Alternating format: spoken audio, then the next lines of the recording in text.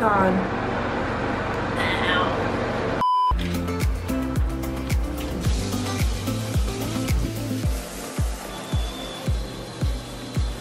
Hello and welcome back to my channel. If you're new here, my name is Laina and I'm a type 1 diabetic, so my channel revolves a lot around diabetes, fitness, and some music every once in a while. Today, I'm taking you with me to go, I haven't decided yet if I want to go to a coffee shop or a Panera, but I'm going to be studying for my elyse certification to be a personal trainer, so I thought I could bring you along with me and show you kind of what the studying looks like, I guess. And then I also need to do my notes for my online nutrition class. Of course, if you've been watching recently, you know that I've been having to take notes every single day. It's an online course completely, and it's only 8 weeks long, so they kind of have to shove a full semester of information down to 8 weeks. So it's a bigger workload, but it's also something that is going to be helping me towards my career and something that I'm interested in. So I'm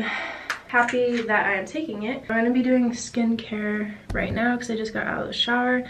So this stuff, it's lasted me a really long time, even though it's a pretty small bottle. But I just put 3 drops, one on my forehead, one on my nose, one on my chin. When I say it got rid of like my clogged pores on my nose, it really did. Like, they used to be really bad, like really dark. I was very self-conscious about it as well. It was something I always worried about. If people were like close to my face, they could see that. And this product has cleared it up.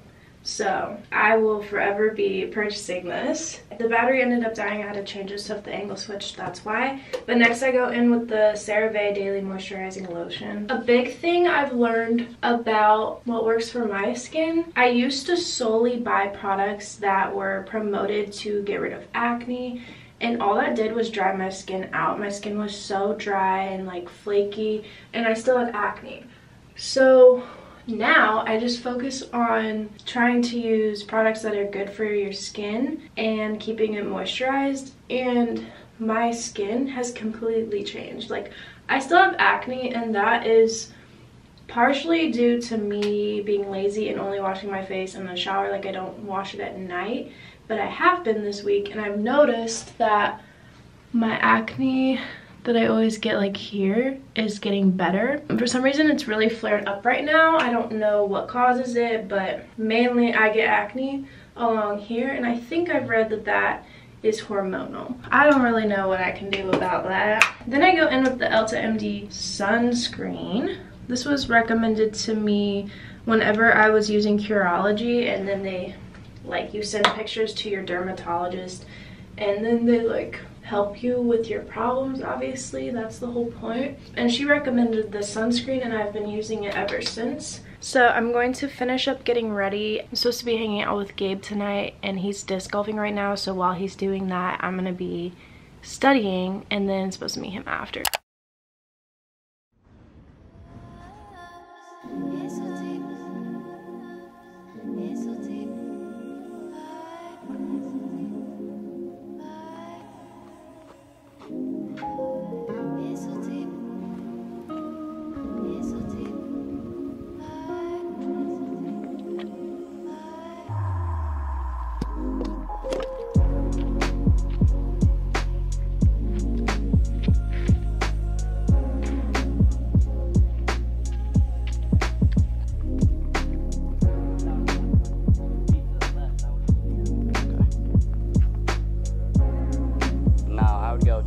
Of the tree that's right in the middle.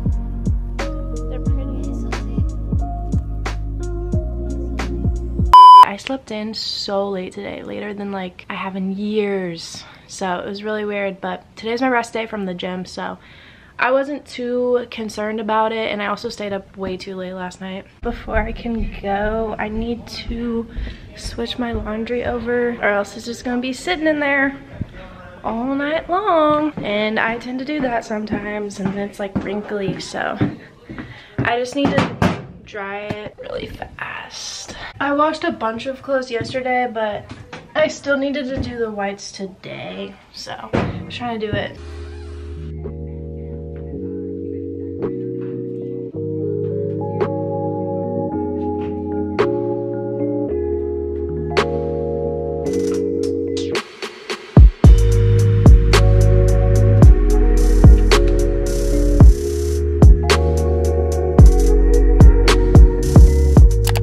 Little switch in plans. I am going to go to Panera and get food, but I'm not gonna study until later tonight. Gabe's almost done with disc golf, and this is the only time we can hang out is obviously at night because he works during the day, and I can obviously study later tonight, so I'd rather spend the time that I can with him. You get the point. Also, apparently the air quality where I live is horrible. I don't notice it bad today, but like yesterday I noticed it looked really foggy and it kind of smelled weird. But today it looks normal, so I don't know. I'm really excited because I haven't had Panera in a long time. Feels like, at least. I used to get it a lot whenever I was like on campus for school, because it's so just convenient and close. But since I've been on summer break, I haven't gotten it as often. Very excited, and I'll show you all the food. I was going to also say, if you have any questions, comment them down below, because I want to end up doing a Q&A sometime. Okay, it's my turn actually. Hi, could I do the pick 2 with half Chipotle chicken avocado melt sandwich and then half broccoli cheddar mac and cheese? And then just a green tea with that. Thank you. Yes. Anyways, what I was saying is, if you have questions for a Q&A, let me know down below so we can answer some questions for you. It spikes my sugar so bad every single time, so I have not mastered it. Maybe someday, maybe if I pre-bolus. Oh, also let me know if you can do an extended bolus on the Omnipod 5, because I have not been able to figure it out. I could probably just Google it myself, but sometimes it's easier to just ask you, because I haven't been able to figure that out. And there's been times where like it's especially helpful when you have sugary drinks, because unlike food, you aren't just consuming it all within a shorter span of time. At least for me personally, like I will drink something if it's high in sugar over a few hours. That way it kind of doesn't spike me as bad. So let me know if you know how to do that. But here we go, it's my turn. Have a great day. You too. You know what? I'm actually gonna pre-bolus right now. I am going to, because I don't want to go high, as I was just explaining that every time I drink this green tea, I go high. So my sugar right now is 155. I'm going to bolus for 60 carbs right now, and then I'll probably take a little bit more later as I drink more of the drink, because I'm certainly not drinking it fast. Panera has some of the best drinks because they have a bunch of lemonades and teas, and sometimes me and Lilia will come here and like mix them together. They're so good. Okay, so this is the sandwich. The chicken chipotle avocado melt. There's chicken, cheese, obviously avocado, but the bread is like toasted. Oh my god, so good. I mean, if you think about it, I'm just a random girl in her car filming herself eating food, so I will admit it is a little bit strange. Okay, so this is the broccoli cheddar mac and cheese. It's very hot, but it's so yummy, and something that I like doing, they always give you a French baguette on the side, so I'll always dip this like into the leftover cheese and stuff. It's so good. And I feel like a lot of people probably don't like broccoli, but you just have to give it a try. Broccoli really doesn't have that much of a taste on its own, but it takes the mac and cheese itself to the next level, so it's so good.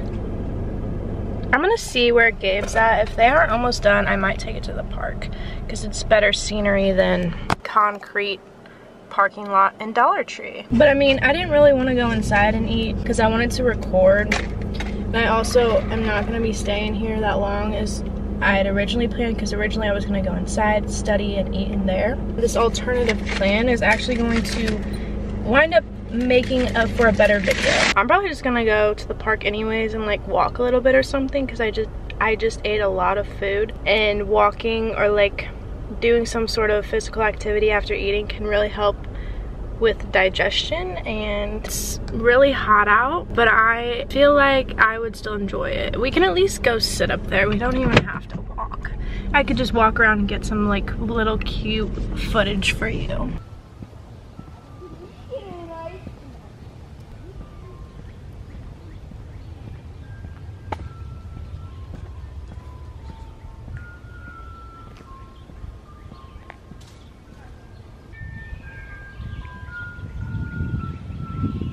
Why the hell is there a music box playing in the middle of the woods?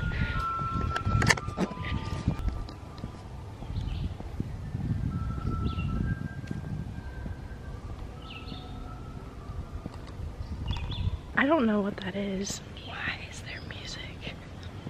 Like, I'm literally in the middle of the woods. What?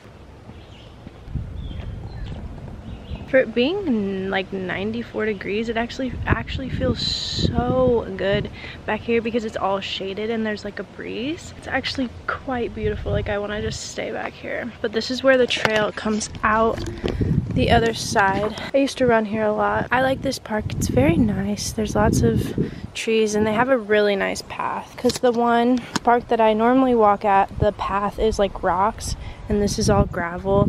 And then it also, the path you can follow goes all the way, continues down the road, like on a sidewalk, to the other end of the park. And then there's like a big lap that you can go around. So there's so much area to like walk at here.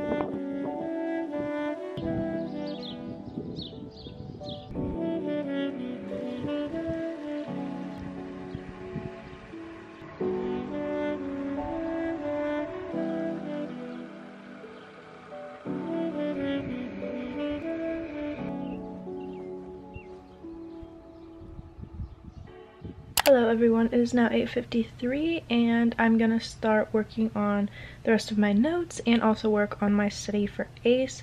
So I want to kind of take you through and explain how I organize it all and just show you what I've been doing. At the beginning of the week, so every Monday, there's a new module that's due by Sunday, and so all of the work, I evenly space it out between the days so that I'm not putting everything off until Sunday and having to do it all on one day, because that's what I used to do and it really sucks. So I figured that by spreading the load evenly each day, I'm less stressed out. I know this is what I need to get done this day, and then I actually hold myself accountable and do it. So while I was at Gabe's, I read one of the sections and one of the PowerPoints, but still for today I have 2 more sections of notes and then I have a discussion to post. So we're currently on module 4. This is how it's spread out. We're supposed to read chapters 4, 5, and 6 along with a PowerPoint for each of the chapters, and then there was a protein overview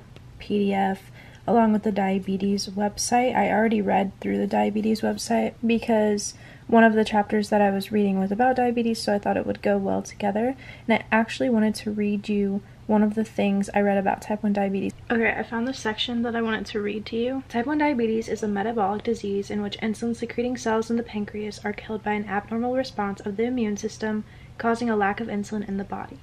Its onset typically occurs before the age of 30. The only way to prevent the deadly symptoms of this disease is to inject insulin under the skin. So, you probably already know all that. Before this treatment was discovered, people with type 1 diabetes died rapidly after disease onset. Death was the result of extremely high blood glucose levels affecting brain function and leading to coma and death. Up until 1921, patients with type 1 diabetes, the majority of them children, spent their last days in a ward where they lapsed into a coma awaiting death.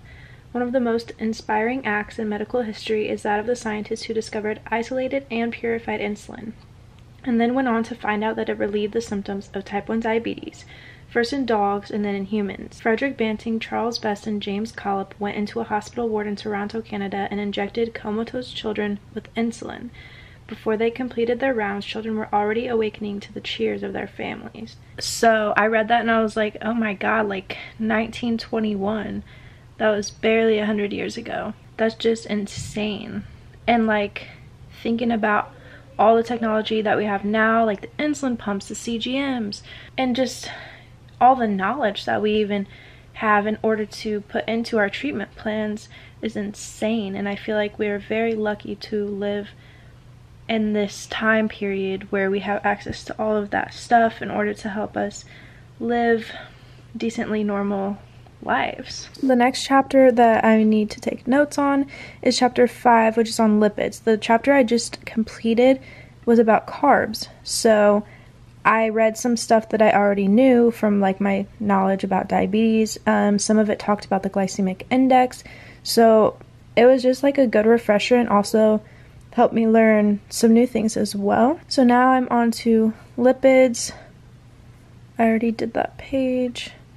So what I do is just go through, read the chapter, I write down any vocab words, and then I'll typically write the key takeaways in my notes because it's just summaries of everything that I read, but condensed down into the main points. So I have to do 5.1 and 5.2 tonight. I basically just write down the chapter and the section name, and then like I said, I'll write down all the definitions and then some main bullet points.